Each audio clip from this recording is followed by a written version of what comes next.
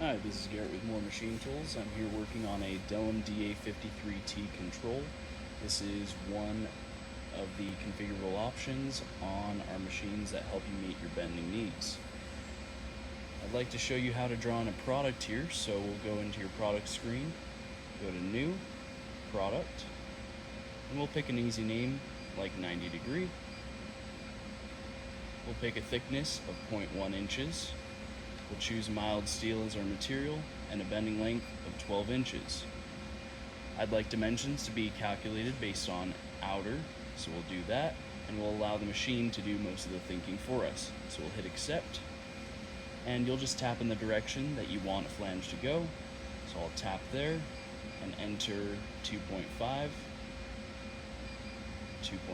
here so that we have a symmetrical part. We'll center it there. Now we'll move on to our tool setup. So if you hit select punch, it'll open up your punch library and you can select the desired punch, and the same goes for your die. We'll move on to your bend sequence. So here's where you can visually see what the machine is going to do with your part. You can unbend that as well, and if you don't like the way it bent it, you can pick a new bend sequence just like that. So we'll move on, after we've bent it, to our program.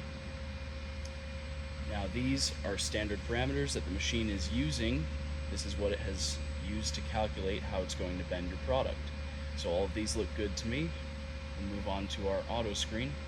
We'll save our changes.